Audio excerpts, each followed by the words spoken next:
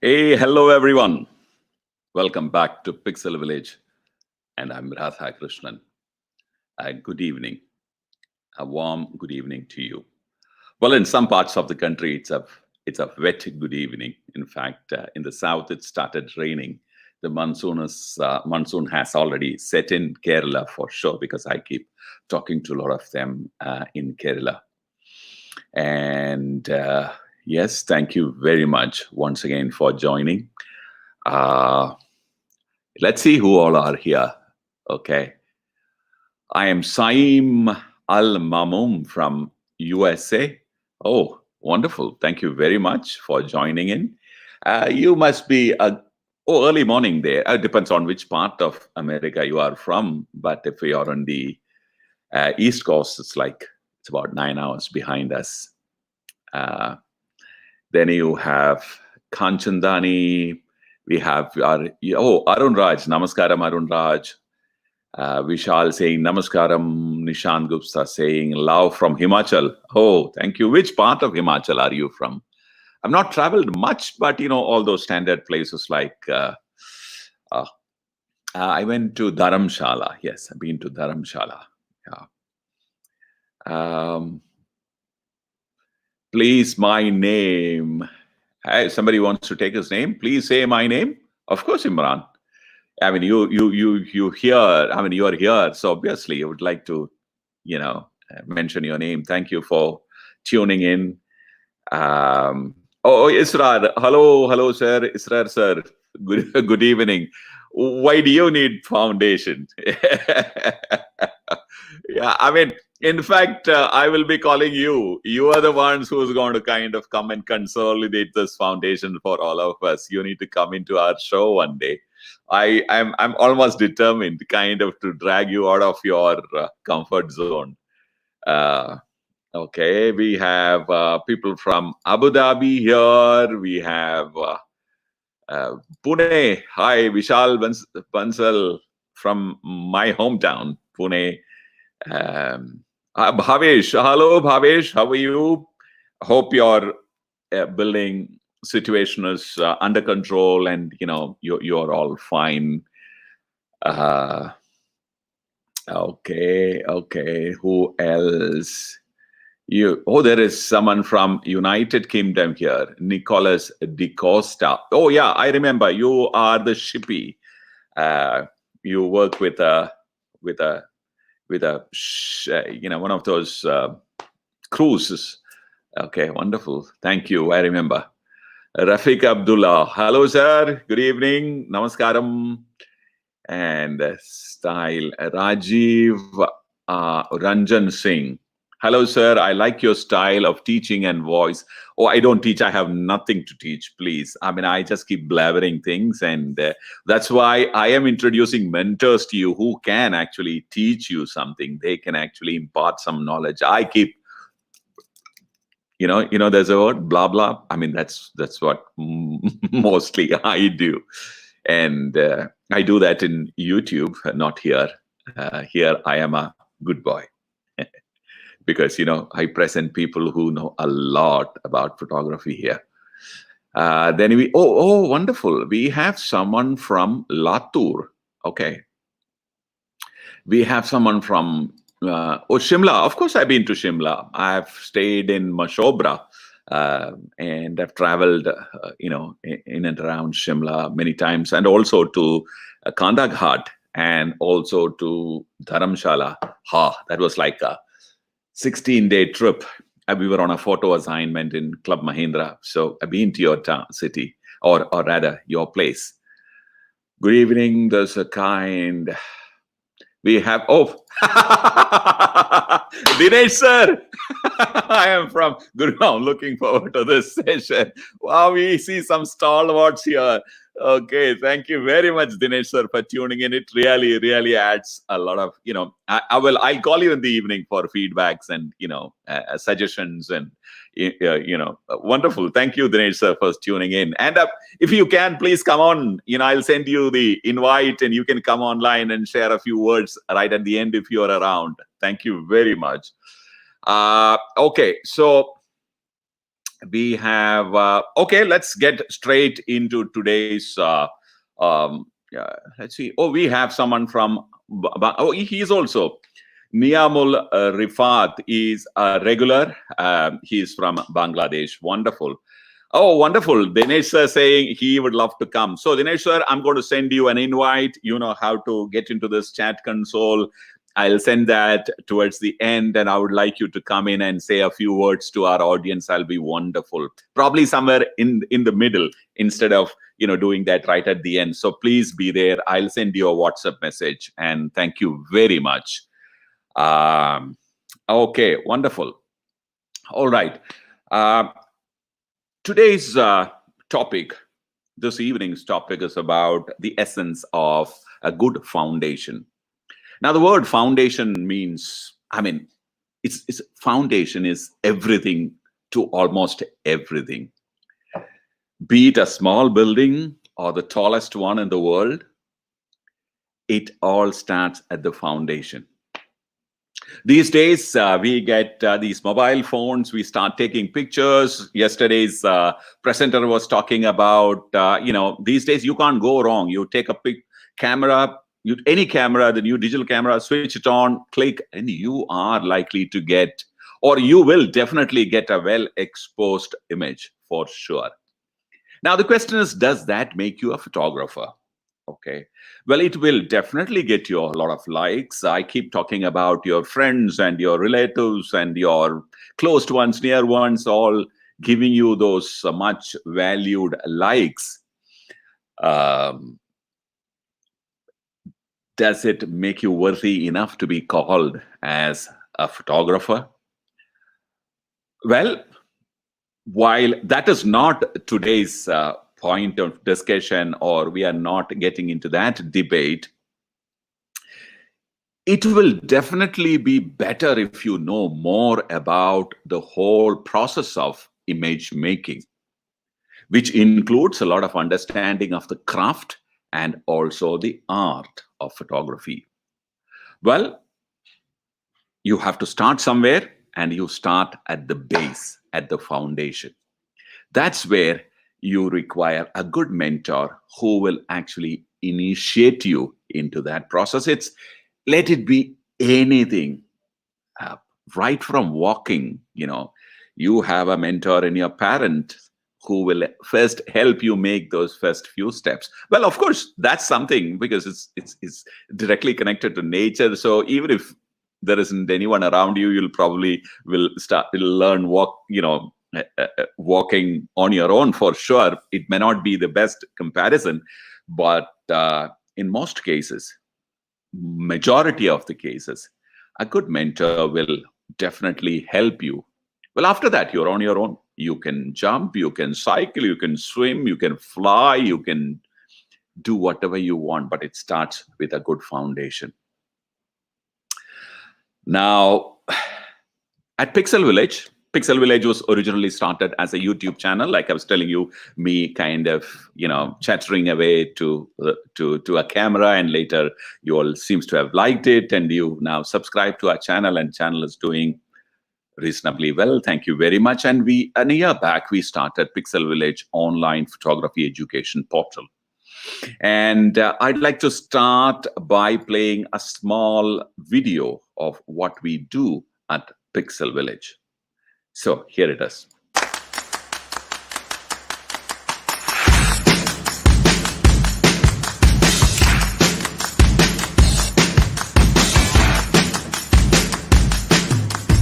How I go and shoot a wedding?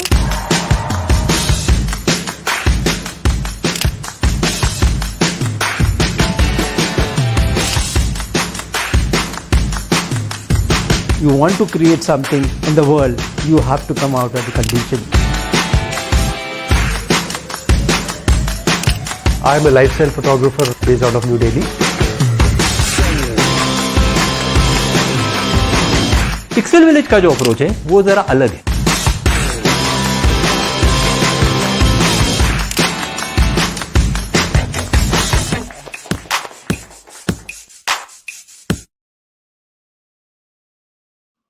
Well, that is Pixel Viilage. We have lined up some of the finest mentors in the country, photography mentors in the country for you, and they take classes in multiple Indian languages. We have, besides English, which looks like an Indian language now, Hindi, Punjabi, we have Bangla, we have Marathi, Tamil, and we are also building classes in the other regional languages too. Due to COVID, many things are delayed. They are all in the pipeline, but they are delayed because of this unexpected event. So that's what Pixel Viilage is. Please log in during the session. I will also share the website with you. I don't want to kind of, in the beginning itself, load you with unwanted things. Stay there. I'll share the website with you. Now, to today's topic, the essence of a good foundation, for which I told you, you need a great mentor. And today's mentor is he's Professor Photography for me. Okay, we have lots of specialists in Pixel Viilage who will teach you food photography, architecture photography, creative lighting. But he is the professor of photography, according to me. And I've not really come across anyone who can actually, who really, tell you almost everything about photography. You ask him a question, he has the answer about photography. So today he's here. Don't let him go. Ask as many questions as you want. He has promised to stay and answer your questions. So let's listen to him. Let's together welcome the one and only Professor of Photography, Dhananjay Moray, sir. Sir, welcome to Pixel Viilage. Well, thank you, everybody. And thank you, Radhaji, for this fantastic introduction. No, that's what you are. Absolutely. Without any... Now I'm no longer a professor, so I just know photography a little bit. No, professor it doesn't mean that you need to go and teach in any place. You are professor of photography. Simple. As simple as that. Thank you very much for joining. We have lots of people lined up. There are probably questions have already started coming in. People are already started asking about Kannada classes and Telugu classes and all that. People from Vizag is here. So the place is yours. The arena is yours. I will leave it to you in full screen. When you are ready to make the presentation, give me a shout. I'll come back and share your presentation screen. So people, Dhananjay Moray, sir. Sir, the stage is yours. Good evening, everybody. I'm Dhananjay Moray. For those who don't know me, I do a little bit of photography here and there. And I teach. I've taught a little bit of photography, so I probably know a little bit more than most people. Today, we are going to be discussing something which is quite different from what you might have expected in most of the sessions earlier. Today, we are discussing about the foundations of photography and essence of a good foundation. Earlier, before digital photography came in, so I would say pre-digital era, most people used to have a camera like something which is kept behind me. And interestingly, wedding photographers in those days used to do something very funny. I used to find it funny, was that they would use Fevikwik and stick the aperture ring to a 5.6 and the shutter speed to 1/60th or something like that, which would be the sync speed. And they would take photographs with just that. Now, it would have been a Nikon FM10, it could have been a Nikon FM, it could have been an F3, any camera, but the shutter speed and ISO was stuck to this particular combination.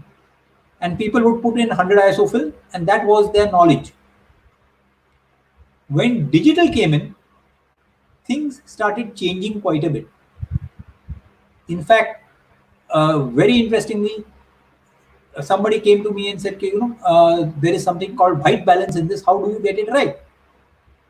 Now, when digital came in, white balance was a new thing. Strangely, the lights which I was using were calibrated for a consistent light. The color temperature was very consistent. I was getting perfect results if I just kept the camera on flash, and I was getting results. But people who are not using that brand, or who are using something lesser than that, were getting funny colors. So once I explained this thing to the person, your white balance is going off because the flash power, as it changes, your white balance is changing quite a bit. Now this guy goes and starts charging people and says, okay, I will set white balance for you. So that was the situation in India just a few years back. And if I just tell you, okay, from my experience, when I wanted to learn photography in India, of course, there was no school of photography. Now you've got 3-4 schools, you've got colleges, you've got courses and things like that. At that point of time, there was nothing. We had to read books and learn photography if you were lucky enough. Or if some mentor, you found somebody who was willing to teach you, you're very lucky. I also found the first mentor whom I went to was so secretive that he would load a film behind my back, so to say, as if it was a top secret thing. So you can imagine how much of a difference thing it is. It's like in today's situation, if I were to put a SD card and I make this thing of putting a card into my camera, it's as simple as that. And yet people were doing that kind of a thing. This is the level of photography in India. Even today, I see a lot of photographers who buy expensive cameras.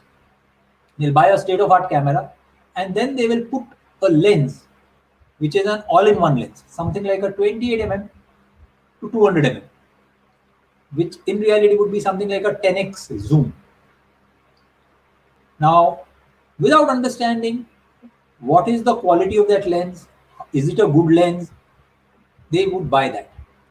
People, even today, in fact, recently I was seeing one of these webinars, and in that, one of the mentors was recommending that you should use a manual flash with a DSLR, with a digital SLR or a mirrorless camera.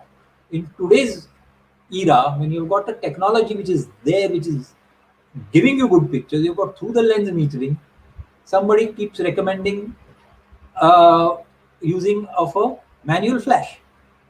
Why? It's cheap. But then what people don't realize is, if you're buying the cheapest camera, the cheapest lens, the cheapest flash, you end up becoming the cheapest photographer. So let me start by a very simple thing. Radhaji, can we have the presentation, please?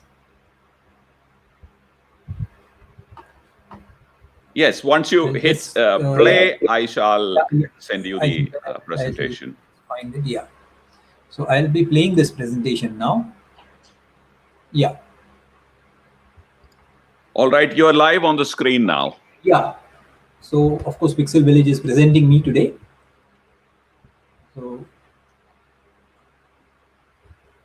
So the first thing which I ask people is, what do they expect when they take a camera out and they are expecting to take a picture? So this is what I call is the photographer's eye. How do you differentiate between a photographer and a non-photographer? The term nowadays has come as professional. You know, who is a professional, or how has that person become a better photographer than the person next to him? So it's basically in the 8 inches behind the camera, or the 6-inch width between the two eyes. So that is what makes the difference between a good photographer and an ordinary or an average photographer. It's basically how a person sees, okay, this will make a good picture from this particular angle or no. Now, in a very simple scenario, like say it's a wedding, a very simple thing happens. Everybody knows that there is going to be a garlanding ceremony. Now, this garlanding ceremony, when you're doing it, there are several ways of taking this picture. Most people I see take the picture from this side. What happens? If the bride is garlanding the groom, her hand is covering the groom's face, or the garland is covering the groom's face. Vice versa. So whose face is being seen? Nobody. You end up getting somebody garlanding somebody. Now, this is where a normal photographer and a skillful photographer differs. A skillful photographer would choose an angle anticipating this moment. Okay, if I take this picture with this particular lens from this particular angle, I will get this kind of a shot. I will get these expressions. So that is very important. And he will position himself there. He will also position his lights in that proper manner.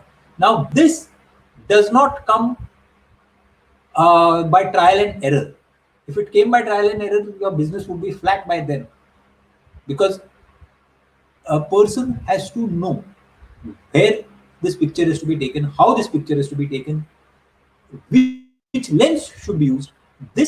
All this comes under your fundamentals. Now, if you are not strong in this, if you keep changing your lenses and trying to figure out which lens is required at this particular situation, what kind of light is required in this situation, which kind of a angle am I supposed to do, and if you start trying to work that out as the job goes, you are not going to get great pictures. Maybe out of 100 pictures, you may get 5-10 good pictures. Whereas a good photographer will get 95% pictures as good or very good. That would make him a nice photographer who can charge whatever he wants. So here are some myths about photography which most people carry with them. So if I see something that I like and I take a photograph of it, so if I see something, I take a photograph of it, I should get a good picture. Now, this is what everybody expects. So they take out their mobile, they see something, oh, I'm excited. Take out my mobile phone, take a picture, I should get something good. Then they look at it and they say, may not be very good. But if it is uploaded and 5 people like it, they are happy. Now, is that a good picture? Is that a good photograph? So let me just see. Now here, I'm just showing you 2 pictures of the same person. The picture on one side is a picture of the actress taken maybe at a airport or doing some shopping. This is taken by some paparazzi. If the name of the person is not written below, you would not even be able to identify who that person is. Yeah, it's probably a film star. That is what I would probably be able to say. But you would not be able to say who it is. The same person, when you have photographed it in a totally different way, when that person is photographed for a magazine, say, you will notice the lighting is different, everything is different. So, between the picture on my left and on my right, there is a big difference, though the picture is of the same person. And this is what, or where I will say the fundamentals will differ. The person who has clicked this snapshot kind of a picture, he's got a picture. People are identifiable and they are happy. He is happy, it will probably get published somewhere else also. But the picture on the right, that is telling a different story. So if your picture is going to tell a story, very often it's a cliched dialogue that a photograph is worth 1,000 words. Now, do you think the photograph on the left is worth 1,000 words? or the photograph on the right is worth 1,000 words. So if you're going to tell a story, that photograph should be made in that manner or has to be taken in that manner. All these things, the photographer has to remember what kind of camera he has to use, what is the lens he's using, what is the lighting he's using. All these things he has to take into account before he clicks this picture. The actress or the model will give him a couple of minutes, that's it. In that much time, he has to take this picture. The picture on the left is also the same. The actress has probably just waited for 1 second or 2 seconds and posed for the person to take a snapshot. So between the two pictures, there is a great difference and there is a great divide. So if you want to go from the picture on the left to the picture on the right, you better get your foundations right, your fundamentals right. Here's another example. If you look at the picture on the extreme left, this is probably taken at a red carpet event. The person is a well-known actress. Everything is, she's a famous personality, but she does not look half as good as she's looking on in the other two pictures. That star quality or the that glamorous look is not there at all in the same picture. So what is it that is differentiating these two pictures? The first thing which I like to tell people is that photography or even painting is basically a medium in which you are converting a three-dimensional object or a three-dimensional subject onto a two-dimensional media. We've got X and Y axis. But when we see with our eye, we also see Z, which is the depth. Now, if we light the subject in a flat manner, we are not getting that depth, which is what is happening in the picture on the extreme left. The picture does not show any dimensionality. Whereas the picture in the middle and the picture on the right, these are showing a complete shape of the face and the features that is getting lost in the first picture. So again, where the light should be placed, how the light should be placed, what kind of a camera you should use. You will notice that there is a blurring in the background happening. Why is that blurring happening? All these things are a part and parcel of your fundamentals. So most people think fundamentals mein kya hai? Shutter speed, aperture and ISO. Well, it's not just that. Again, why this is a very famous picture? Why does a person take this picture? Why did this man take a picture with the actor? The reason is that at that point of time, he got thrilled by seeing this person, a very, very famous person, though he was lying on his deathbed. This guy takes out his mobile phone and clicks a picture, clicks a selfie. Years later also, he's going to remember this. Okay, I clicked a picture with this person. Earlier, people used to take autographs. Today, autographs are are more or less passe. And what is coming up is getting a selfie. With a celebrity, you are taking a selfie. Why? Every time you see that picture, you remember the event, the place, the time, everything. So a photograph is going to be telling you all this. That is why when you are taking pictures of weddings, you are going to be taking a picture which can serve as a memory for the person, for the family. Very often, there are old people in weddings who, for whom that may be the last event they have attended. So those are memories which get attached to that particular event, to that particular photograph. Now, one of the most common myths is that if I have better equipment, I'll be a better photographer. If that was the case, this guy would be one of the best photographers. He's got several cameras, he's got several lenses, he's got tons of equipment. But do you think that is true? So again, what camera has to be bought? What camera should be used? Today, for a manufacturer, it is very easy to dump on a Indian photographer any kind of a camera. 9 out of 10 Indian photographers, I will say, do not have a good solid foundation on photography. So they feel that their photography will improve if they get a better camera. They can charge more if they have got a better camera. But is that true? Today, many Very wedding important. photographers will take a picture using a DSLR, which is a full frame.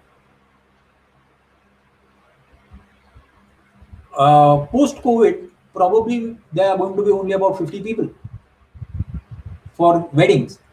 Now, the album also may not be printed. They may say, okay, you can just WhatsApp it to us. Mm. So if the album is going to be WhatsApped and you are going to be seeing pictures on a 72 dpi screen, what is the logic behind spending a fortune in buying a high-end DSLR and putting a cheap lens in front of it? The other way, you may have a cheaper DSLR, you may have a cheaper body, but if you've got quality lenses, you will get much better results. So it is, again, you have to be able to decide what is required, and that again is based upon how well you know your fundamentals. Okay. Now this is a typical scenario of a person, is a huge lens.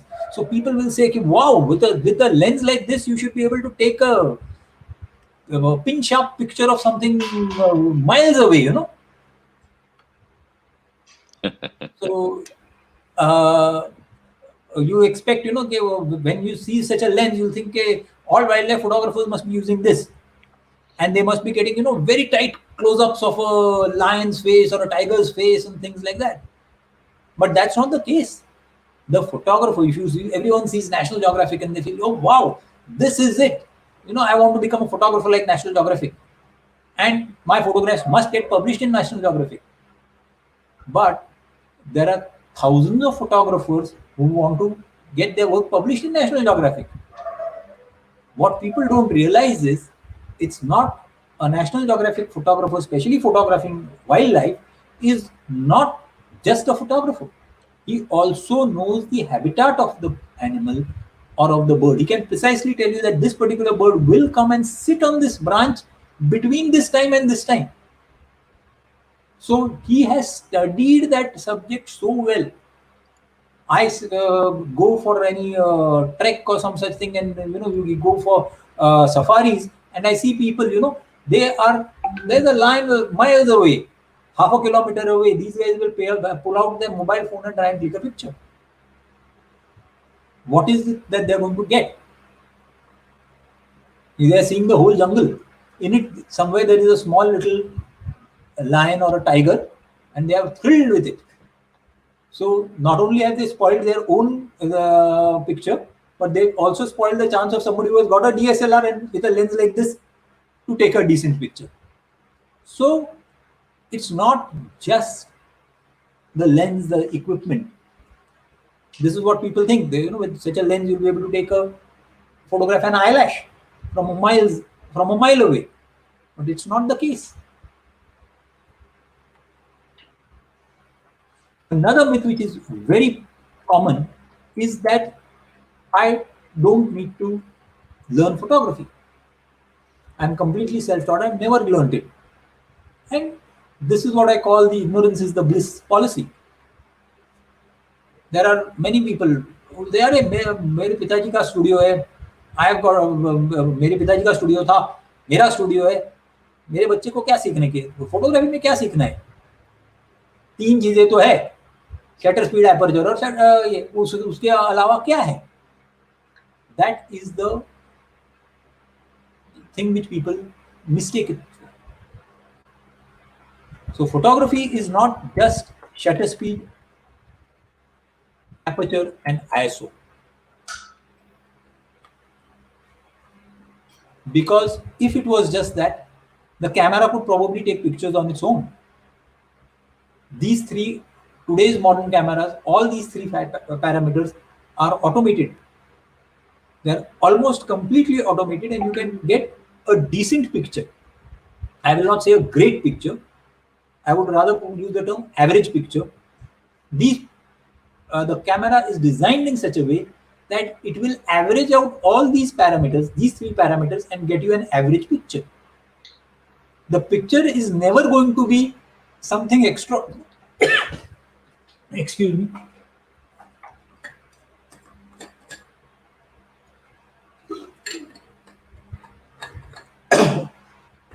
The picture is never going to be an extraordinary picture. It will always remain a mediocre picture. Because what the camera is designed to do is to get you average. So even if you are photographing a sunset, we try to average it out. The dramatic skies will go.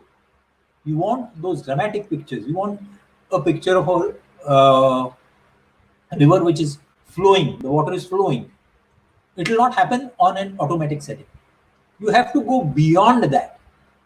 So most people, when they buy these cameras, they buy high-tech cameras, and they feel, okay, auto mode is sab kuch karega. In fact, even with me, it has happened. When years ago, I bought a camera which was known as the Nikon FA. It was the first camera which had matrix metering. I was also thrilled with it that, it's got something. It was the first camera to have that kind of a metering. So I was like, 100% this camera's metering is going to be perfect. So I took some pictures against light and things like that, thinking it is supposed to do that. It was supposed to do give me a correct exposure. But it didn't happen. I still ended up getting silhouettes. So nothing was wrong with the camera. The camera was not designed at that time. The camera metering was not that good. And I was over-reliant on the advertisements which came. So these are things which will happen. Even today, a camera marketeer or a camera company will try and sell the camera to you, saying that it's the best camera. My camera which I have made is the best. Nobody is going to say that my camera has got these flaws, or it's not. You really don't need it.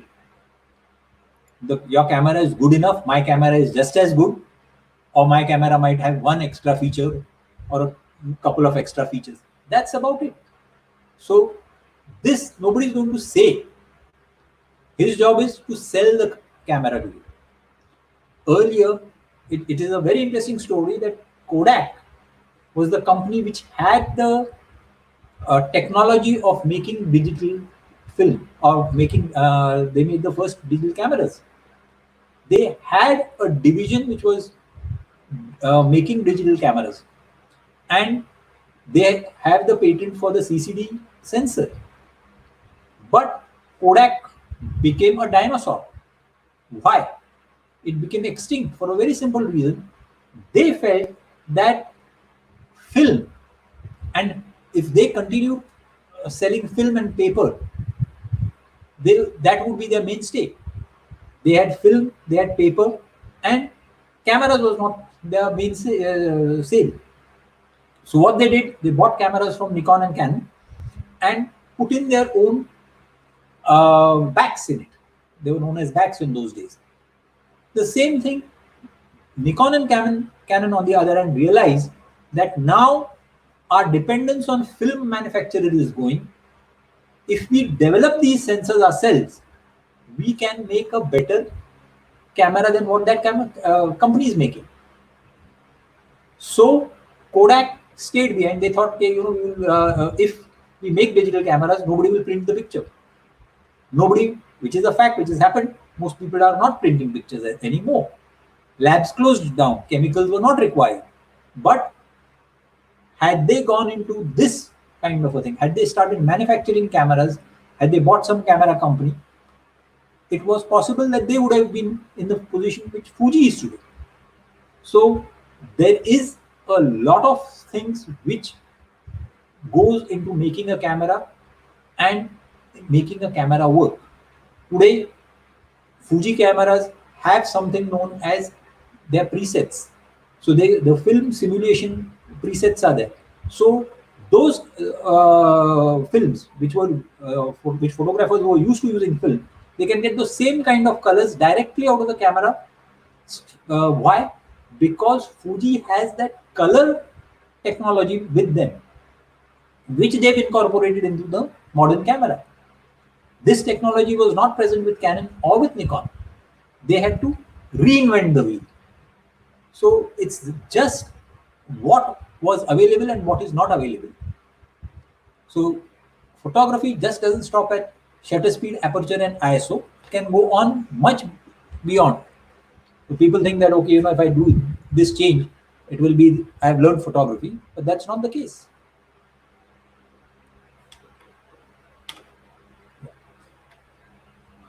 A very common myth is taking pictures is very easy.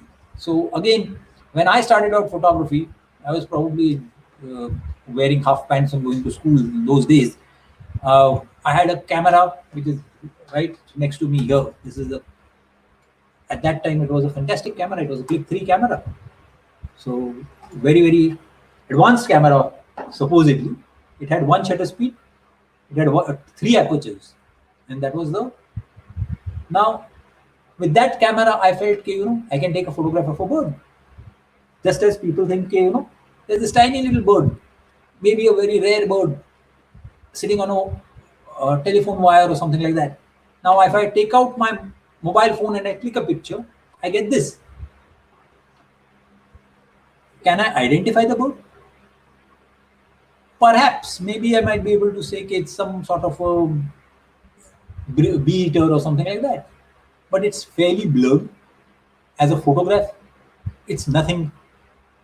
Now, how do I make this photograph better? This kind of a mobile phone, this is probably the best I will be able to get. The bird is too small and too far. The sensor of the mobile phone is very small. It's not going to be able to capture that. So this is what I would end up getting. For this, suppose I use a DSLR. I change my camera angle. I suddenly get a much better picture. I use a telephoto lens. Again, this is taken with a kit lens.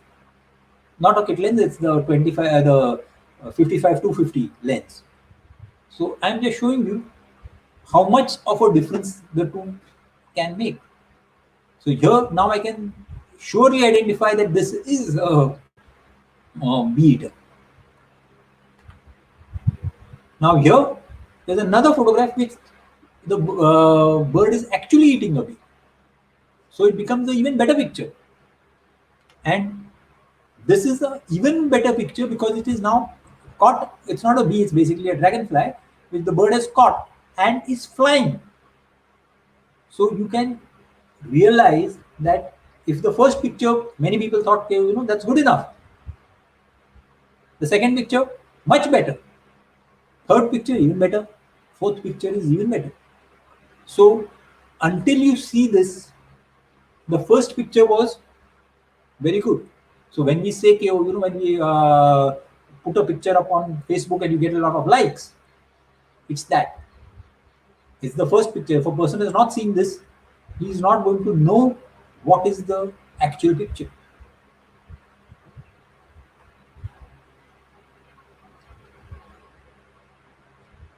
So if you have to take pictures like this, it's not a very simple task. You have to understand what is the camera you have to use, what is the lens you have to use. For the picture on the right, on the left hand side, lower picture, and even the other, both the black and white pictures basically, these have been taken set up on a tripod. I've had to use certain filters. The exposures have gone into minutes. These are not short exposures. If I'm not mistaken, one of the exposures is more than 15 minutes. Now taking a 15-minute exposure with a DSLR is a task. Why? Your maximum shutter speed was 30 seconds. So from 30 seconds, I have gone into minutes. And yet you will notice that the picture is not overexposed. So what have I had to do? To make this picture, you have had to, so all these things you have to start thinking, why is this picture different? So shooting skylines or shooting a building or shooting something is, everybody does it. But to make that picture from a picture to a photograph which is going to become memorable, it's a different story. And that is again where my fundamentals come in. Because my fundamentals are so strong, I know precisely what I'm supposed to do. I know, okay, I have to use a wide angle lens, I have to be at this particular spot. I could have been a few inches this side, a few inches that side, a few inches forward. So all those things I have to know precisely where I should be. If I'm shooting a bird, I need to know at what time that bird is going to be coming at that particular place. Is the lighting good? If the lighting is not good, I should be able to shoot it or get some additional light. And all these things are important to get a proper picture. So most people think, oh, camera nikala, photo nikala, I'll get a picture. No. It's a much different ball game altogether. Now here I come to another very important thing. As I told you earlier, we the medium which we are using is a two-dimensional medium. We've got an x-axis and we've got a y-axis. So how do you fool the brain into believing that there is depth or there is something which you don't see? So this is what I call what we perceive. Now here, does everybody see two triangles? I guess everyone is seeing two triangles. But I'll ask you another question. Are there two triangles? And the real answer is no. There is not a single triangle here. The brain has connected the spaces and made on its own concluded that there are two triangles. But in reality, what are we seeing? We are seeing angles. So the brain has jumped the gun and seen something which was not there. Now this is what a photographer can use to his advantage. Again, are these lines straight or parallel? Or are they crooked or straight? You'll be surprised, the lines are straight. But because of that weird pattern of the black and white lines, they appear to be crooked. So again, this is a perception. The brain gets deceived.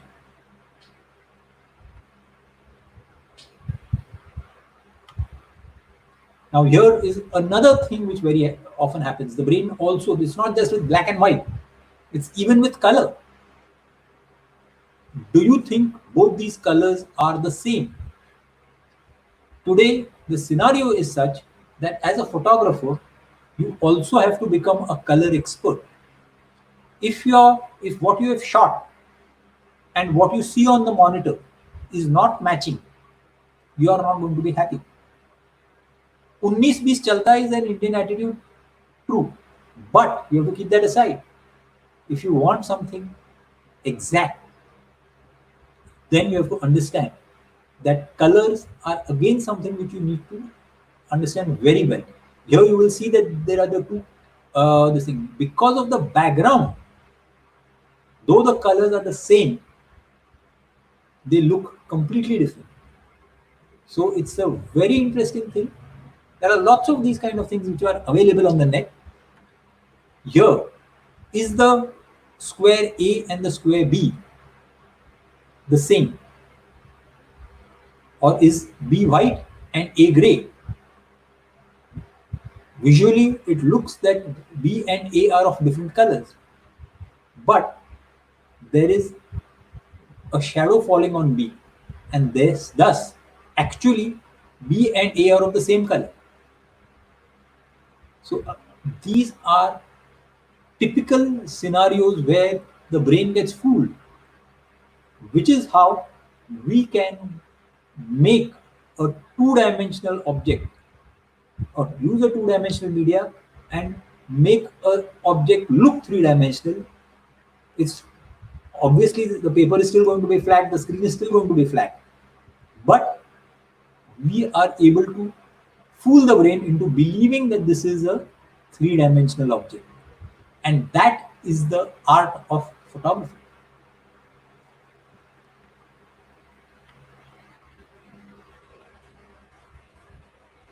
Is about capturing what I see. This is again another myth. Most people think that whatever I see, I can photograph.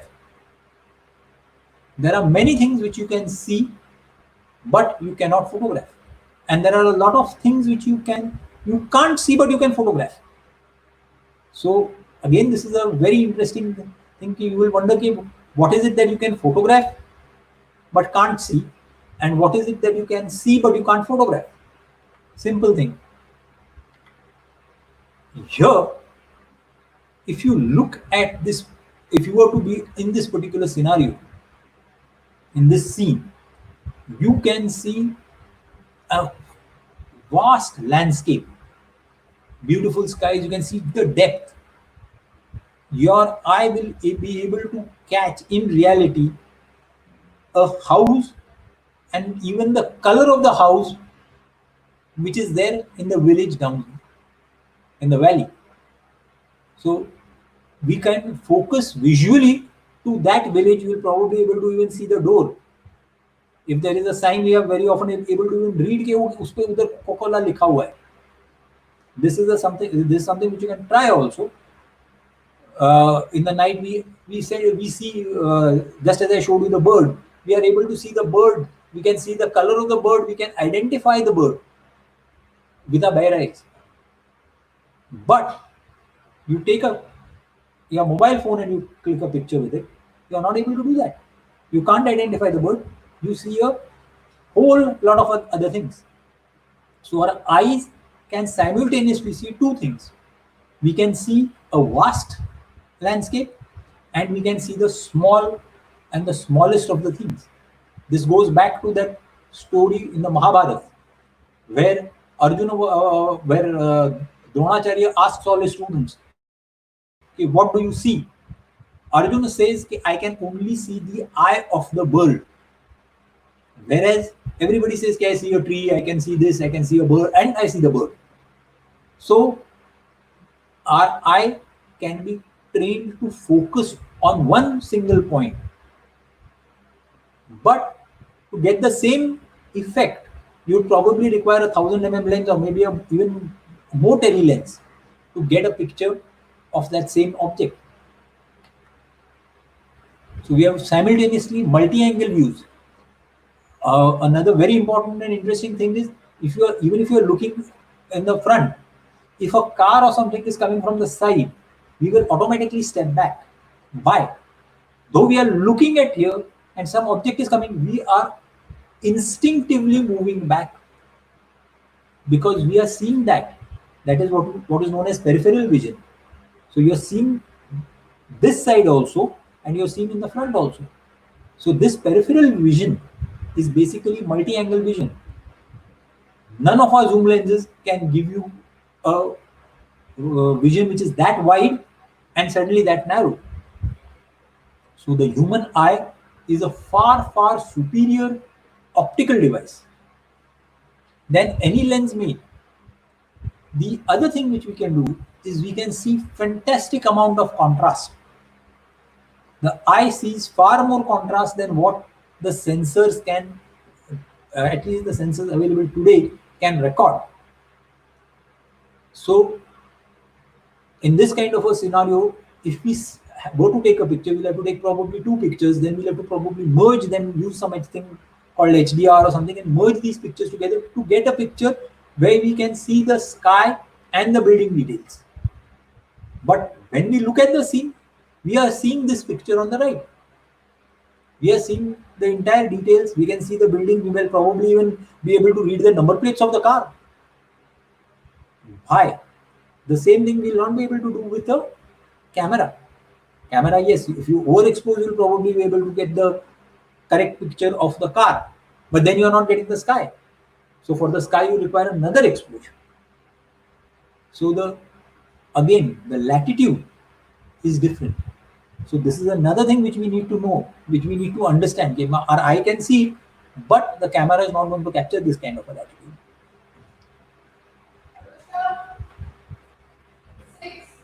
A few things which we cannot see, but you can photograph. Now this is a simple thing. Here we are seeing people in motion. When we take people in motion, we get this ghostly effect or blurry pictures. Our eyes never see that as a blurry picture. Unless it's taken by a camera, we do not see something blurry. Or of course, if you have taken a few things down the drain, that's a different story. But in general, we don't see that. Even we will not see these kind of effects of a waterfall. We are not going to see that soft, cotton candy kind of a look in water. Our bare eyes will never see that. This only happens when we are taking a long exposure. Now that is something which we can see only with a camera. A bird frozen in flight. Now a hummingbird flaps its wing at a speed which is very, very high. So maybe at around 1/8,000th of a second or so, you might be able to freeze the bird in flight and get the wings to be sharp. But most cases you will have to use a flash, as is being done in this case. Again, X-rays. Our eyes do not have X-ray visions, but an X-ray is a photographic process. So we can get X-rays. We can see what is wrong. If a bone is broken, we can see where that bone is broken with an X-ray. So these are some things which we can see with the photographic process, but you can't see with the naked eye. So these are some myths which you have to understand. And you have to remember that the most important component of the camera is the 12 inches behind. It's like saying, the most important part of a car is the nut behind the wheel. Similarly here, it's the photographer who is the more important part. So Radhaji, I think our presentation ends here. So can we go back to...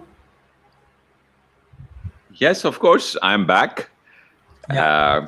Before we actually get into the question answer, I'd like to just recap what you said. Well, there are lots of devices currently available to capture an image. You can document an image.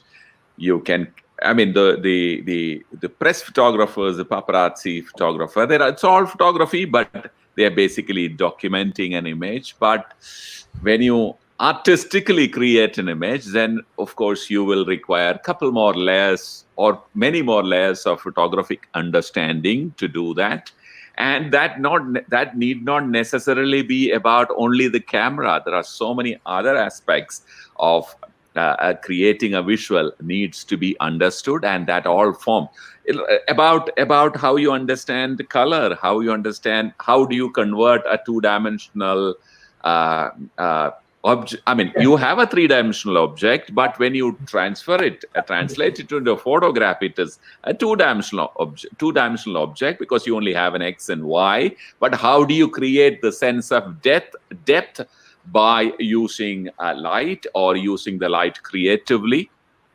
All these requires a little more understanding than just the aperture, shutter speed, or ISO, or getting the latest equipment and trusting your equipment with your life. I think that's the way it is expressed. Anyway, so you need to have a strong foundation, and that foundation is very important. Well, now when I say you need a mentor for for imparting or learning that foundation from, well, it is about, I mean, you can be a genius, you can learn it all on your own, absolutely, why not?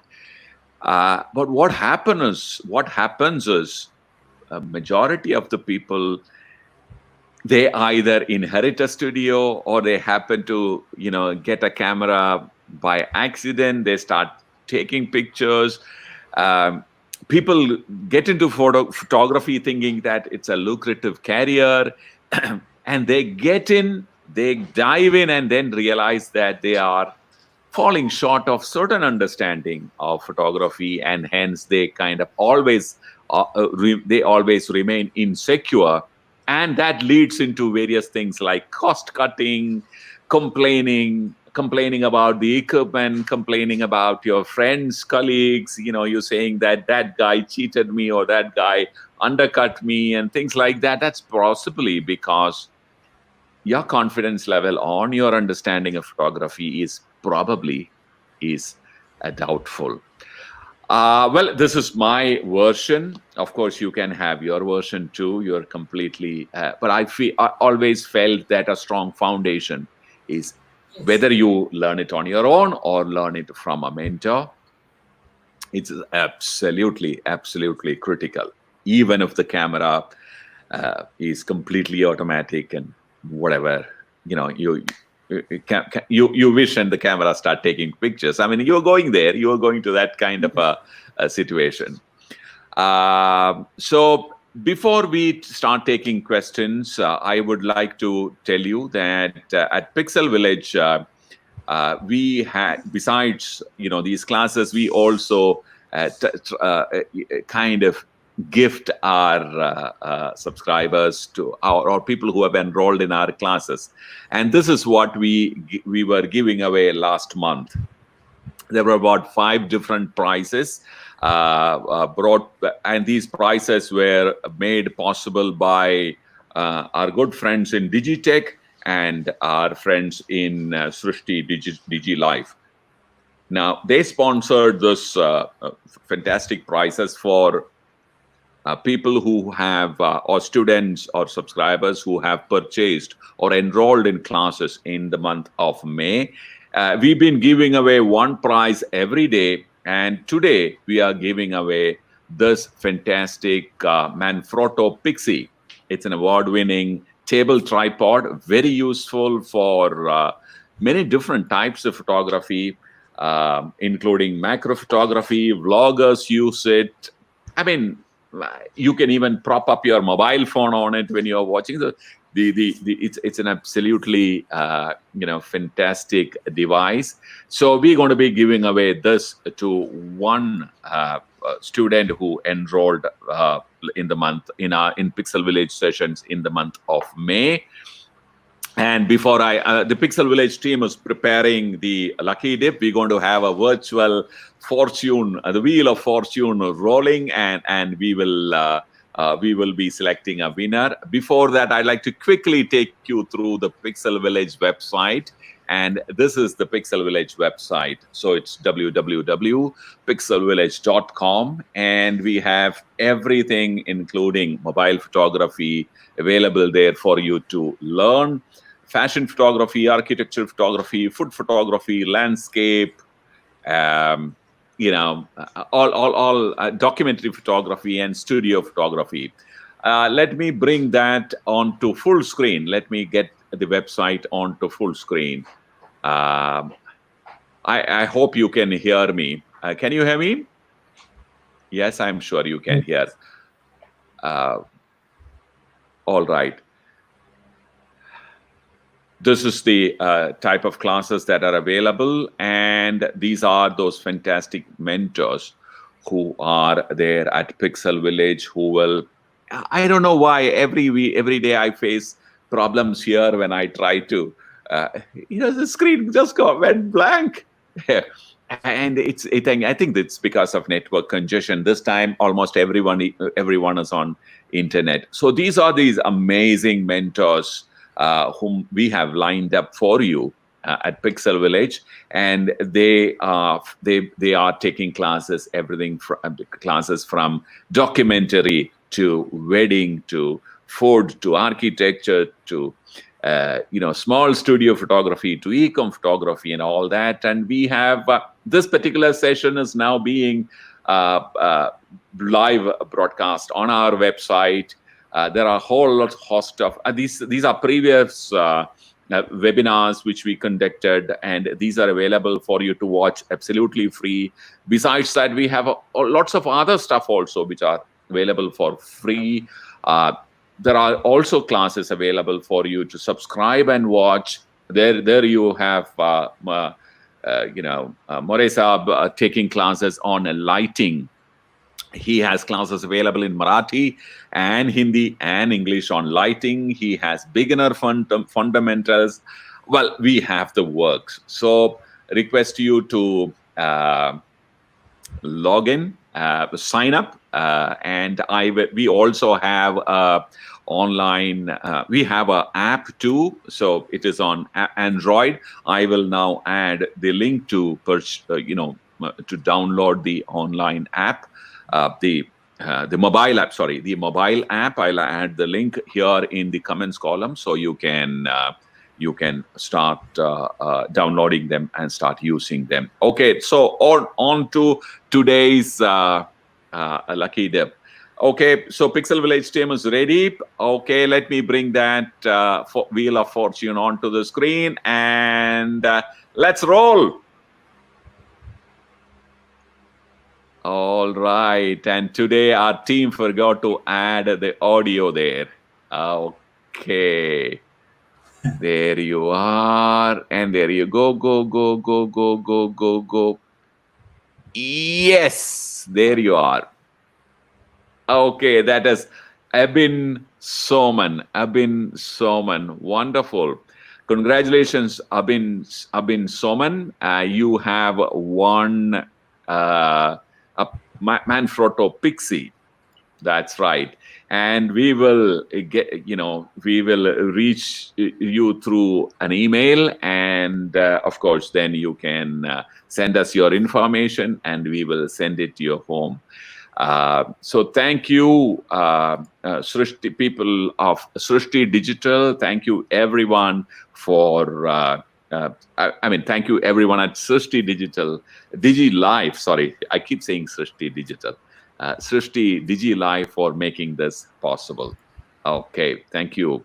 Now that's out of the way. Let's start taking questions.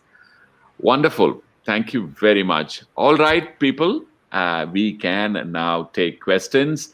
And if Dinesh sir has got my link that I've sent to you, Dinesh sir, you're welcome to join us now. I would like you to be a part of this discussion. You can share your, understanding and share your views about how, how important a foundation is. I know that you talk very eloquently about, that because I know that you're a self-taught photographer.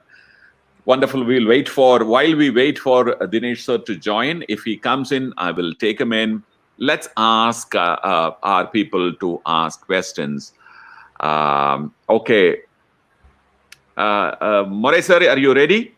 Yes, I'm ready. Wonderful. Aditya Mara is asking, when we use external flash, then metering mode, is it effective in the image?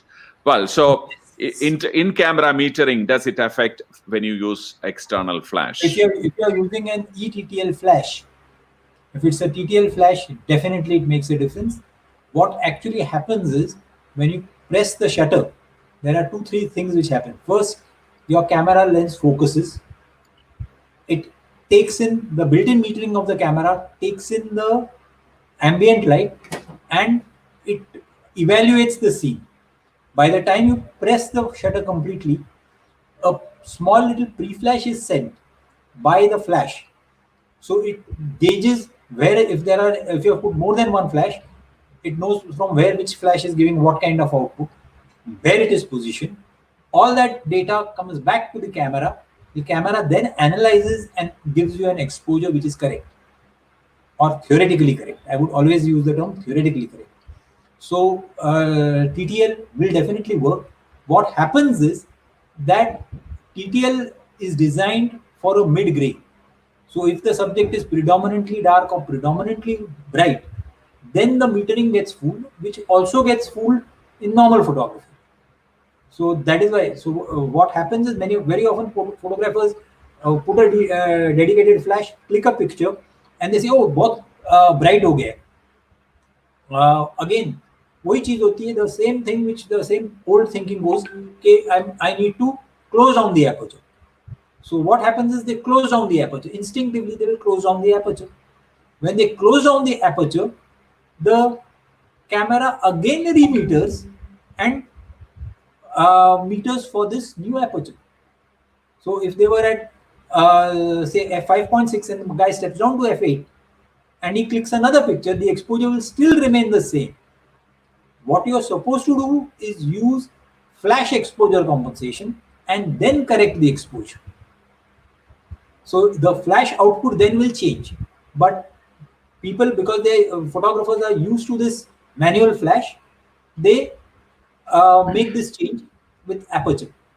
Then they feel, oh no, ये TTL चलता नहीं है बराबर.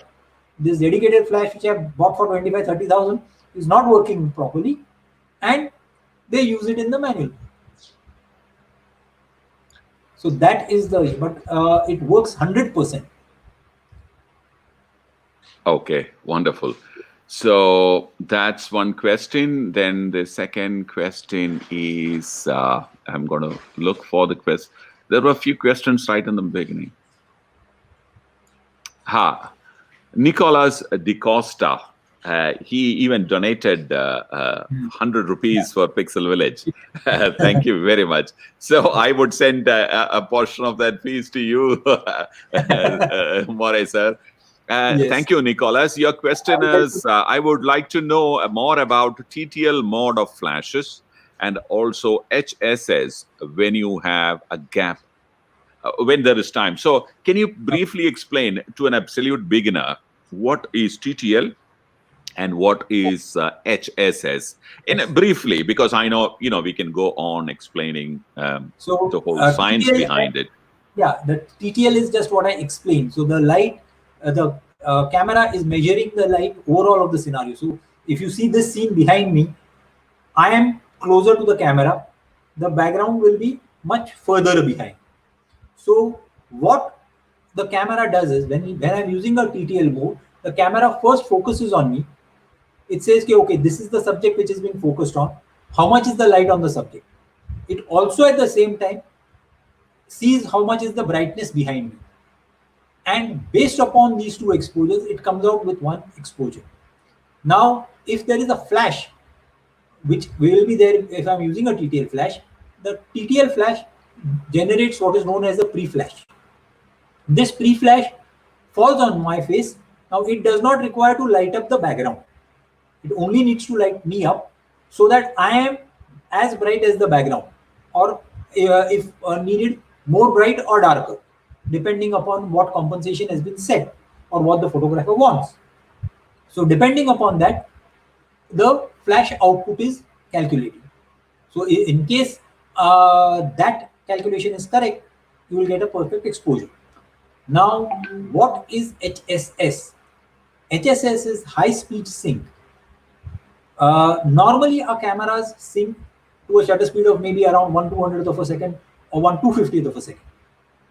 Beyond that, the flash does not sync. You will end up getting what are known as black bands. So if you want to synchronize it at beyond this speed, why was it basically not synchronizing? Is because the shutter consists of blades. So suppose if each of my finger is one blade, these blades go down, open the shutter, and a second set of blades come down and close the shutter. Now the gap between these two is the actual exposure, or that is the flash sync speed. Now when the second curtain starts coming in faster than the first curtain is opened, that is where we get this black band. How HSS works is, instead of it being a one single flash, it gives a series of flashes. Now remember, these flashes are happening at a speed of above 1/200th of a second. So in less than 1/200th of a second, there are 3 or 4 flashes firing in quick succession. So it appears to the camera and to the sensor as a single flash. Even to the human eye, when you use HSS, it will act as if it's a low powered flash. That's it. You will only see a single flash. So only when you use a meter or something, you will be able to gauge, okay, there were multiple flashes or something like that. Otherwise, you can't visually see also that there are more flashes. So that is how HSS works. Now HSS is a very nice thing to use, especially if you're shooting weddings or events of any kind, because with bright sunlight and a TTL flash, you are able to light up the whole scenario in a much better way. So I think I've yeah, absolutely. And he has a follow-up question. Why do I get a purple outline on my subject when I fill my subject, which is against a bright white light? Now, that's exactly. So you have a problem now. You don't know why it's happening. And so these are things where you require a foundation. You should know why it is happening.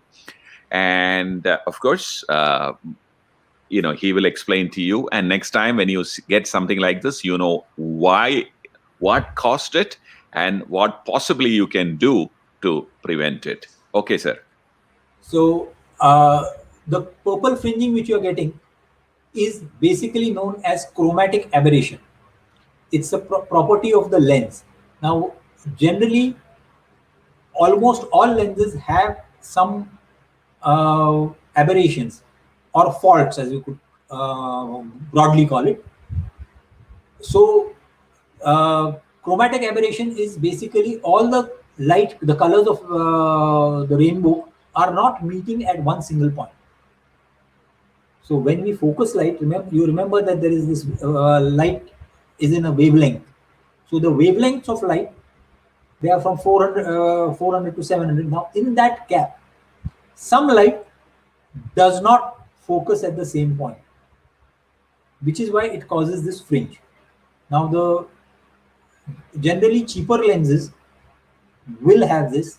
If you have a lens which says it's a ED lens, it will generally not have it. Or if it says an apo lens, again that is the lens which will not have it. Apo means apochromatic. So that particular aberration has been corrected in apochromatic lenses. So that is why high quality lenses will not have this kind of an issue. But even high quality lenses sometimes do give this issue. Now, if you have such a picture, you can open it up in Adobe Camera Raw or whichever software you're using it, and there is a small little icon there called which shows a lens. In that you will find something called chromatic aberration. If you click on it, if your lens is already listed on there, it will automatically correct it. And if you're using a Nikon or a Canon or whichever camera and their own software, they automatically will correct it. Their softwares will correct it by default. So in Adobe Camera Raw and third-party this thing, you'll have to manually correct it. You'll probably have to feed in the data. Okay, I was using maybe this lens, maybe an 1855 or something like that. So that you will have to do and correct it. So the correction can be done even in post. Okay. There are a few questions about printing and DPI and resolution. I don't think this session is really geared to take that question, because you're diving deep into an entirely new segment of photography. So please excuse us. We probably will do another section on a session on printing, and we can deal in that. Okay, so Very good. We have Ravi Chandran asking, so he is definitely a beginner. He's saying, what is exposure value? Is it connected to exposure compensation? Okay. Exposure value is basically a hypothetical value which is given. So there is a scale where you have EV values. Exposure compensation, on the other hand, is also, they are in a way related. What I would suggest for you right now, if you are a beginner, just forget about EV value and consider exposure compensation, because that would be simpler and easier to understand. Now, in your camera, you will have a exposure value which will say from +3 to -3, or maybe +2, -2, whatever. In the middle, there will be a 0. So when you normally take a picture, it is at 0. When we require an overexposure, you go to the plus side. So you may go to +1, or you may go to +1.5, or maybe even +2, depending upon if you want that exposure compensation. Why is this exposure compensation used? If my picture is becoming dark and I want it to become brighter, then I use an exposure compensation. So I may use it of maybe 1 stop or maybe of 2 stops, depending upon how much brighter or darker I need it. Similarly, if I find that the picture is too bright, I may go and minus it off. That is the simpler part. So I would recommend you to straight away use the exposure compensation. Now, exposure value is also the same. You also have 1 stop difference in every exposure, even in exposure value. But the scale is different. It starts from 0 and it goes up to 15, 20, like that. So that is why it will confuse you further. That's why exposure compensation is seen on your camera and you can straight away use it. Okay. Yeah. Thank you. Hope you understood the question. If you have not, you can ask, you can tell us where you've missed it, in case if you have. We have Dear RUS23 is asking where to focus exactly while using inbuilt metering, considering brighter side or darker to get a right exposure. Basically, he's talking about how to take an in-camera, how to use the in-camera meter to take an exposure. Yeah, exposure reading. See, the exposure reading, the minute, it again depends upon what are you looking at. Suppose I am getting a light, which is right now you are seeing that this part of my face is lit better and this part of my face is a slightly darker face. But the difference between the brighter and the darker side is not all that much. So you can, in this particular case, focus even on my nose and it will be fairly correct. But suppose this contrast was much higher and this side was almost going black and this was going white, then I have to take a call as to what is the better exposure. Generally, what I do is I do not use the built-in metering, and I'm quite sure even Radhaji doesn't trust the built-in metering much. We use separate handheld meters and measure the light falling on the subject. Because here what happens is the light falling on the subject and reflecting off the subject will differ.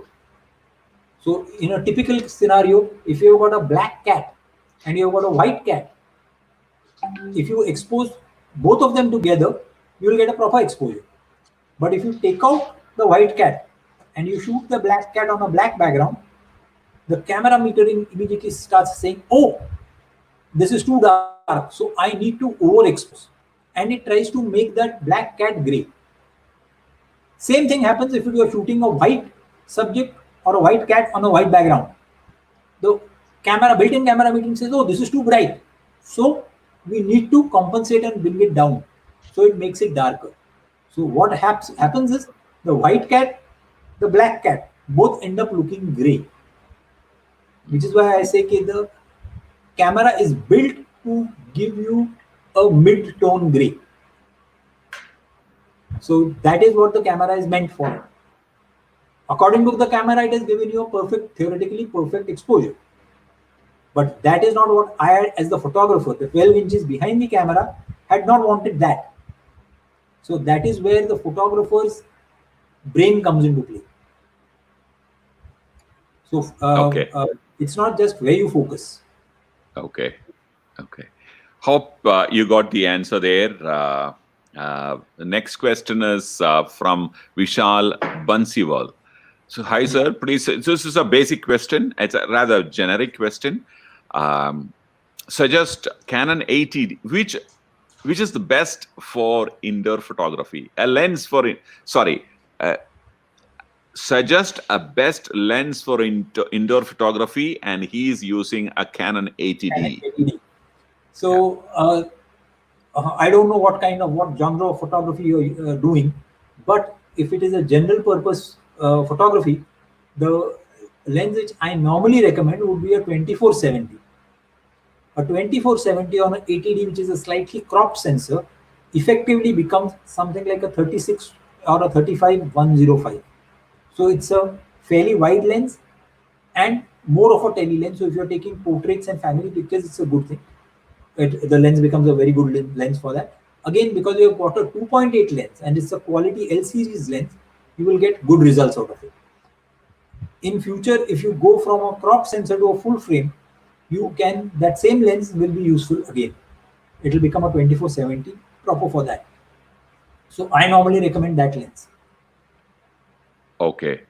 Hope you got your answer. So it basically depends on what kind of photography you do, but by and large, something which is equivalent to 24-70 will be appropriate for you.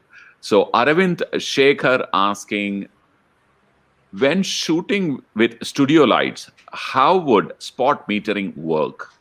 I ask because Dhananjay sir told you showed that checks example, right? Yeah.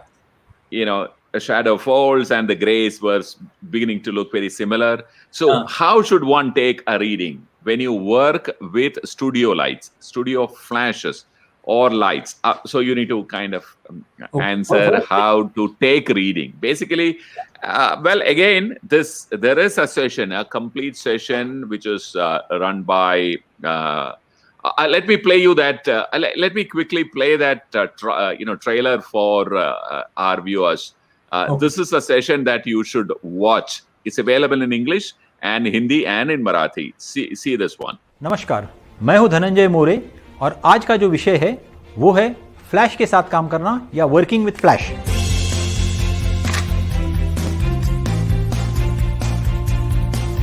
स्पीडलाइट कौन सी लेनी है और किसकी जरूरत है आपको।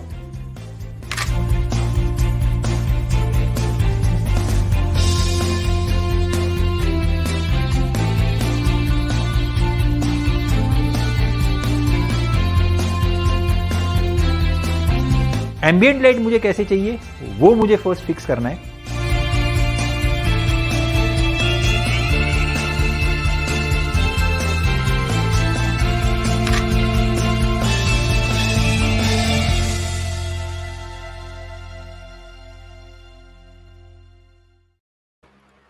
So at Pixel Viilage, who asked that question? Aravind. We have a detailed, session on lighting. It's available to subscribe and watch. It's available in multiple languages. So go sign up today, watch the trailer which is there, read the description, and if it suits you, it'll be very useful because he has explained all these questions. Because it's without a demonstration, it's very, very difficult to explain or to give you a right answer for that question as to how to use a particular type of metering in studio and how to mix it with other lights and all that can be a little, it is difficult to explain verbally without too much of demonstration. So I would urge you to go take a look at the sessions that session where it will be, it'll clear all your doubts about that. I would just like to say one thing. Studio lights are by default manual lights. So they are not EPL lights. what I was talking about is TTL lights. TTL lights you can meter. With that, spot metering, matrix metering will work. But with studio lights, it will not work, because except AD600 and some other lights which can be used in the studio as TTL, only for TTL lights the metering will work, the built-in metering. Otherwise, you have to use an external meter. Okay. Yeah, that's very important. Otherwise, people will confuse. Yeah. So Moray sir had just some time back explained to you what exactly is TTL. Not all flashes come with a TTL function. So when you shoot predominantly indoors, you don't require those flashes which has TTL. So those are manual, which means you need to manually adjust the brightness or the intensity of that those flashes. Well, in that particular session that I just played for you, he has explained it. It's about an hour and a half or two long session. He has explained everything that is related to studio lighting. Okay, little bit of gear advice here, Moray Saab. I can't read his name. I hope you're from this planet. He is, sir, I want to be a beginner on video making, like YouTube videos. Oh, you are about YouTube. Okay, you are from here then. Sir, please recommend a camera. I'm just joking, okay? Don't take me seriously. I would have preferred you, using a rather legible name there. Yeah, can you recommend a camera for, for a beginner for YouTube? See, for a beginner, I would recommend some of the Fuji cameras are pretty decent. I think there is especially the ones slightly older models you will get for 25,000-30,000 rupees. Maybe I'm not sure which is it is XT2 and things, XT2 Pro or some such. These cameras are there, which are good enough for YouTube. They are basically mirrorless cameras, and they are decent. They come with a lens, and for that you can use it. So good quality camera, decent price. In Canon, you've got the EOS M. M50. M50. The M50. M50. So if I may add to what Moray Saab said, when you say beginning YouTuber, you need to actually specify whether you want to go to a vlogger style videos or you want a talking head video. But in either case, you can use a camera, a small camera with a nice, a mirrorless camera, a compact one with a fully articulated screen and with a built-in mic or a top mic. Well, the latest one, which is creating a lot of buzz, is the Sony ZV-1, I think. ZV-1, I think. It comes with, they are actually talking about a good quality audio there. So that's something which, it comes with a very interesting tripod, a small table tripod, a remote, all that in it. So that's actually custom, purpose built for a YouTuber. Then you have the Canon M50 with its zoom lens, again, fully articulated screen. So that's a good one. You will also require a good audio device, like a shotgun mic, a small or a lapel mic. There are lots of brands available. Suit yourself. If you had given me the price or your budget, I would have given you a much better idea. You have the Sony 6400, the A6000 all available. If you're talking about Fuji, in Fuji you have the the XT200, you have the XT30. I would recommend XT30 personally, because it's really top notch in terms of video quality, and also still images. They are some of they are along with the best, but it's very, very well priced. Now, since I don't know, I'm not aware of your budgets, I've given you a large option. So suit yourself. So we've given you the entire options that are currently available. All right. Moving on. Okay, Ravichandran. Okay. So Ravichandran wants to, there's another question to that exposure thing. Thanks for answering my query. Also, I have a doubt about 18% gray. What is 18% gray?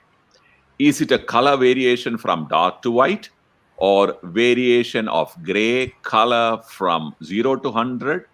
Why number 20? Why not Well, 28? yeah. Okay. Sure.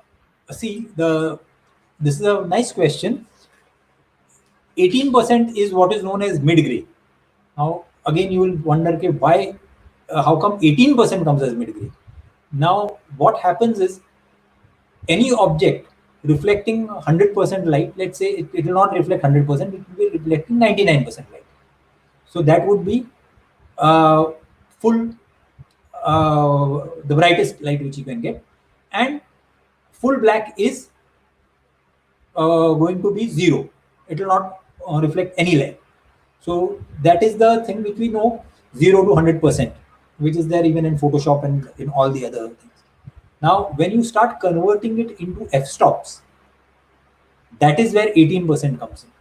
So mid-gray comes in something like approximately from mid-gray, 3 stops brighter. So 18, the double of 18 would be 36, double of 36 would be 72. And a little bit more, that's 2.5 stops more, will give you 99%. So from mid-gray, 2.5 stops brighter is almost pure white. On the other hand, 3 stops down from gray, 18%, half of 18%, 1 stop less would be 9, half of 9 would be 4.5, and half of 4.5 would be 2.25%. So that's almost as good as black. So 3 stops down and 2.5 stops up. So that is the latitude which we have normally, 5 stops latitude, 5.5 stops latitude, which is why they came up with this 18% gray.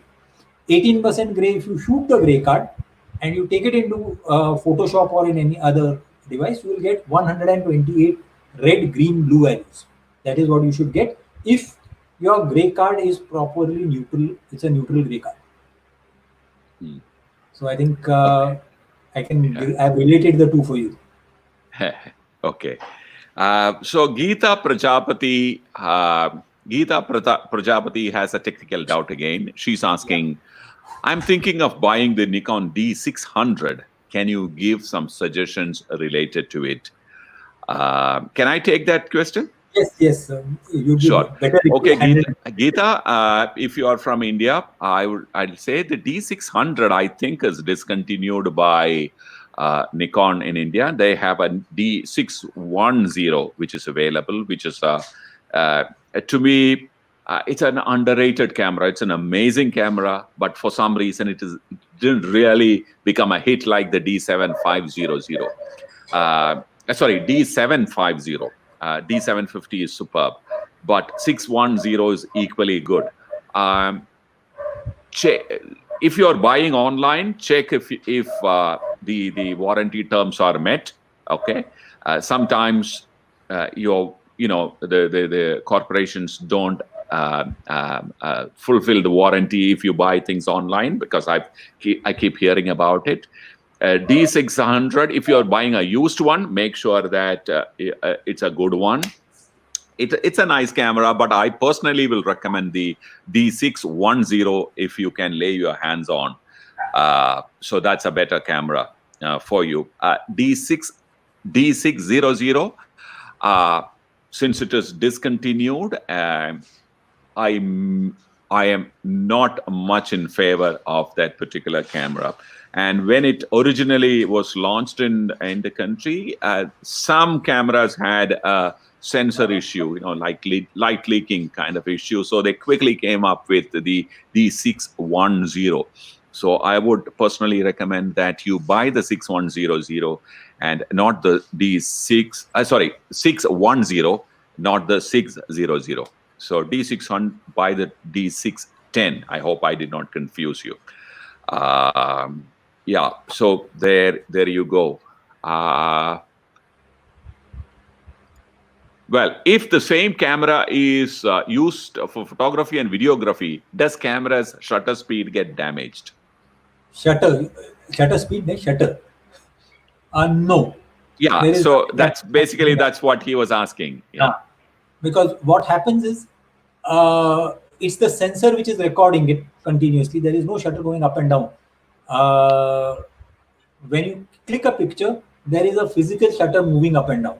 But the minute you are using a camera for videography, the shutter remains open. So there is nothing actually happening as a physical movement happening, and it's just using the sensor to record.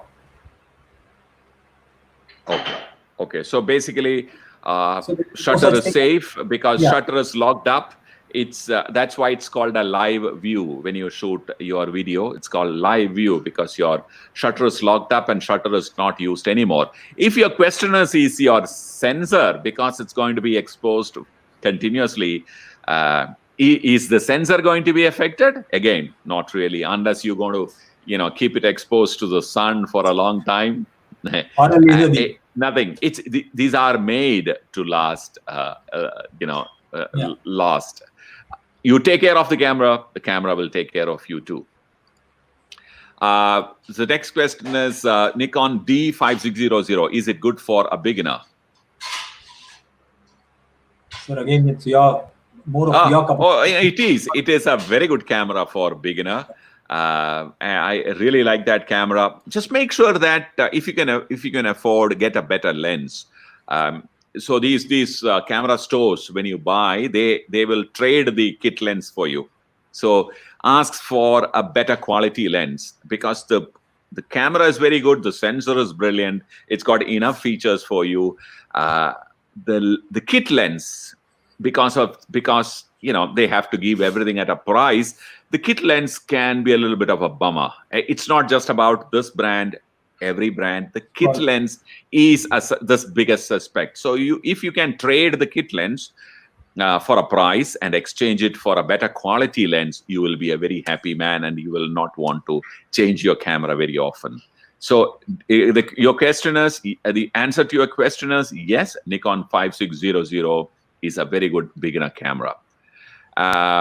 Homiar is saying D750 any day now available at a discount in USA. But I suppose the lady who asked that question is not from your part of the world, Homiar. Homiar is from Baroda. Oh, is he? Okay. I thought he was available in... okay. He's just quoting from USA. It's available. All right. I understand. Satish.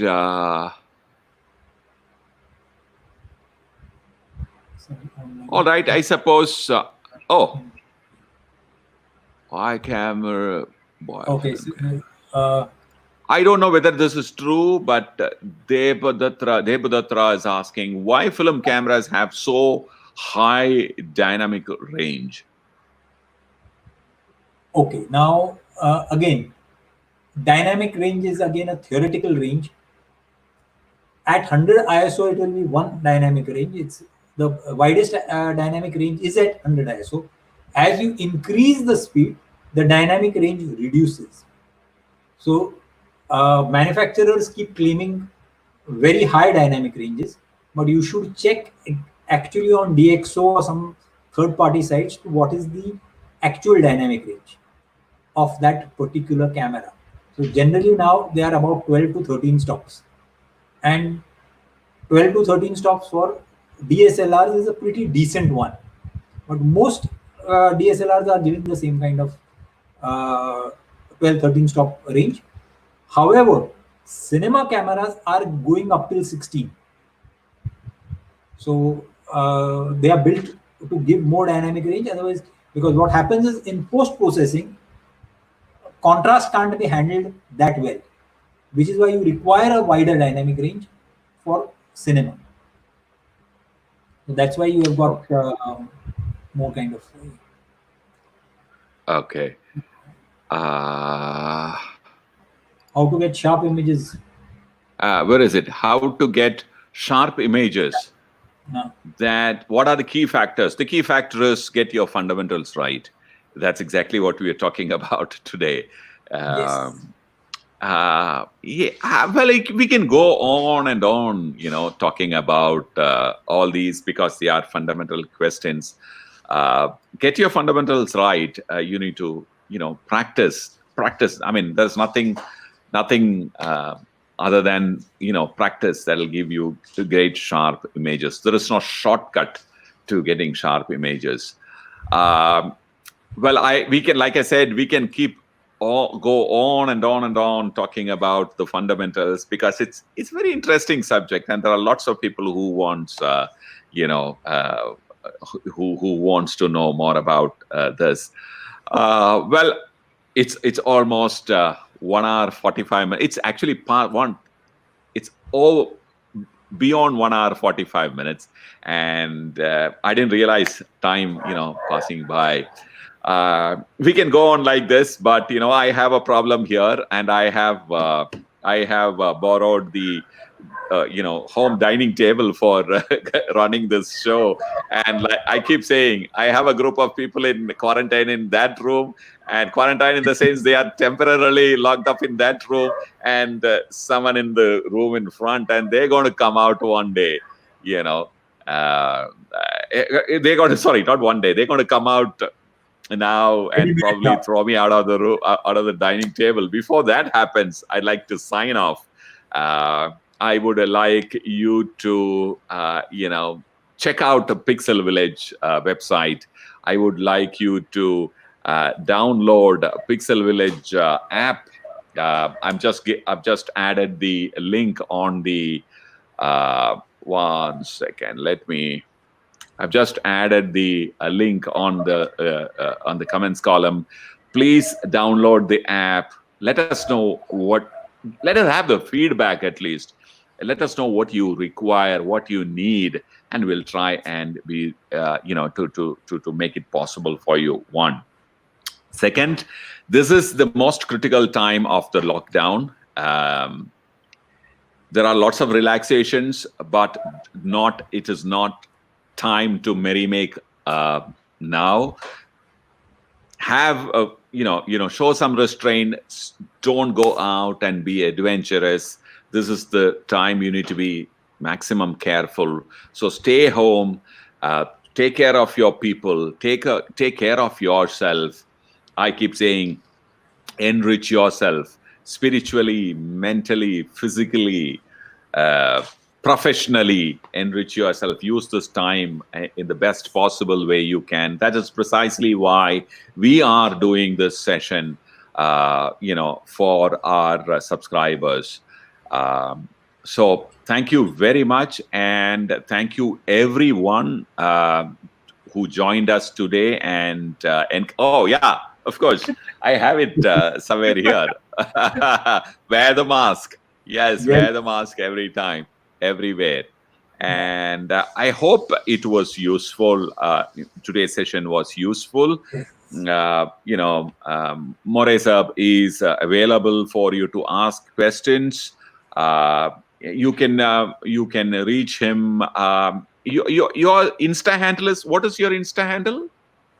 That's a very nice question. I don't use Insta that frequently, but I think it is Moray Dhananjay or something like that. So, sorry. So please, I will add his coordinates in the comments column. Well, you can ask questions. You can continue to ask him questions. Alternatively, you can come to Pixel Viilage, subscribe his classes, and watch. And then, of course, you can interact him in the question answer segment or the portion of the website. So, Moray sir, thank you very much for joining us and giving us that gyan. My pleasure. And I can't wait to get you back to Pune after this session, and to start recording our sessions again. Yes, we have to do that. Yeah. Thank you, everyone. Thank you, everyone, for joining once again. Thank you. have a be safe, and well, take care of yourself, like I said. Bye for now. See you. Let's sign off. Thank you.